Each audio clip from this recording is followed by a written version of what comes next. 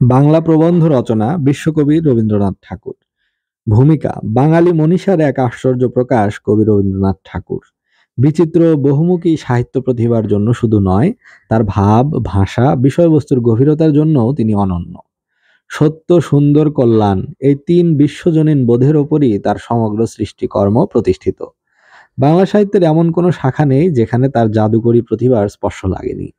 সুদীর্ঘ জীবনে সাহিত্য সাধনার পাশাপাশি তিনি সমাজকর্ম ও জমিদারি কাজে নিয়োজিত ছিলেন। কবি হয়েও তিনি মানুষকে কর্মে অনুপ্রাণিত করেছেন। বাংলা সাহিত্যে তিনিই একমাত্র নোবেল বিজয়ী কবি। রবীন্দ্রনাথের জন্ম ও পারিবারিক ঐতিহ্য। রবীন্দ্রনাথের জন্ম 25শে বৈশাখ 1268 বাংলা, 7ই মে 1861 খ্রিস্টাব্দে কলকাতার বিখ্যাত জোড়াসাঁকোর ঠাকুর পরিবারে। তার পিতার নাম মহর্ষি দেবেন্দ্রনাথ ঠাকুর এবং মাতার নাম সারদা দেবী। রবীন্দ্রনাথ ছিলেন পিতামাতার চতুর্দশ সন্তান। পারিবারিক রীতি অনুযায়ী 4-5 বছর বয়সে গৃহশিক্ষকের কাছেই তার পড়াশোনা শুরু হয়। বাংলা, ইংরেজি, সংস্কৃত, বিজ্ঞান, অস্থিবিদ্যা ইত্যাদি বিষয়ে তিনি শৈশবে পাঠ গ্রহণ করেন। 6 বছর বয়সে ওরিয়েন্টাল সেমিনারিতে ভর্তি হন।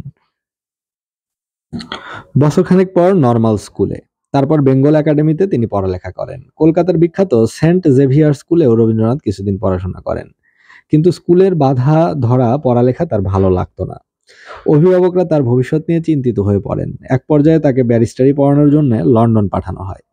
প্রথমে ব্রাইটনে ও পরে লন্ডন বিশ্ববিদ্যালয়ে 1.5 বছর পড়াশোনার পর তিনি দেশে ফিরে আসেন।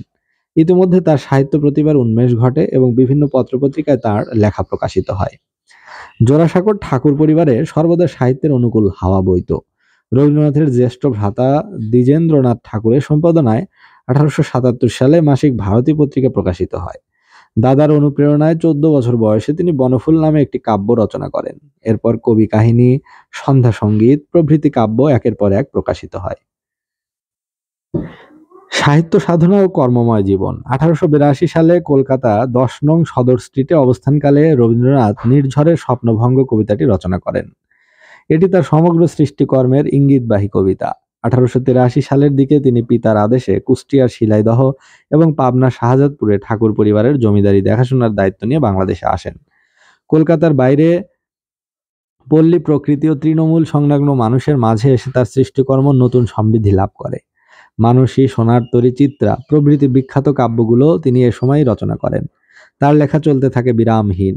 রবীন্দ্রনাথের গল্পগুচ্ছের মধ্যে গ্রাম বাংলার সাধারণ মানুষের সুখ দুঃখের জীবন মূর্ত হয়ে উঠেছে। মৃত্যুর পূর্বদিন পর্যন্ত রবীন্দ্রনাথ অজস্র কবিতা, গল্প, উপন্যাস, নাটক, গান, প্রবন্ধ, পত্রসাহিত্য, অনুবাদ, ভাষা ও সাহিত্য, নন্দনতত্ত্ব, চিত্রকর্ম সহ বহুমাত্রিক রচনা সম্ভার দিয়ে সমৃদ্ধ করেছেন আমাদের সাহিত্যকে। 1911 সালের 7ই মে রবীন্দ্রনাথের বয়স 50 বছর পূর্ণ হওয়া উপলক্ষে বঙ্গীয় সাহিত্য পরিষদ কর্তৃক কবিকে দেশবাসীর পক্ষ থেকে সংবর্ধনা দেয়া হয়। নিজের অনুবাদ করা এবং ইংরেজ কবি ডব্লিউ.বি. ইয়েটস এর ভূমিকা লেখা গীতাঞ্জলি প্রকাশিত হলে 1913 সালে রবীন্দ্রনাথ নোবেল পুরস্কার লাভ করেন। এবছরই কলকাতা বিশ্ববিদ্যালয় তাকে সম্মানসূচক ডক্টর অব ল উপাধিতে ভূষিত করেন। 1919 সালে জালিয়ানওয়ালাবাগ হত্যাকাণ্ডের কারণে রবীন্দ্রনাথ ইংরেজদের দেওয়া নাইট উপাধি ত্যাগ করেন। রবীন্দ্রনাথ সাহিত্য সাধনার পাশাপাশি শিক্ষা বিস্তার ও সমাজ কল্যাণমূলক অনেক কাজ করে গেছেন।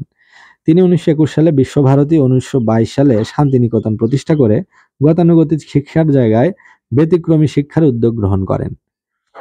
এছাড়া সমবায় আন্দোলন, কৃষির উন্নয়ন, রাজনীতি, সংস্কৃতি নানা ক্ষেত্রে রবীন্দ্রনাথ আজীবন অবদান রেখে গেছেন।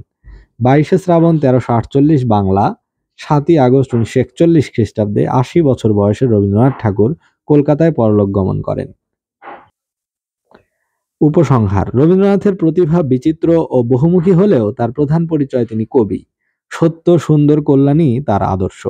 তিনি মানবতার কবি, প্রকৃতির কবি। পৃথিবীর রূপ মাধুর্যকে তিনি আকণ্ঠ পান করেছেন। সীমার মাঝে অসীমের সন্ধান করেছেন। অরূপ আলোয় আলোকিত এক জীবনের দিকেই ধাবিত তার সমগ্র সৃষ্টিকর্ম। তার অজস্র সৃষ্টি আমাদের শিল্প সাহিত্যের অপরিমেয় সম্পদ হয়ে আছে।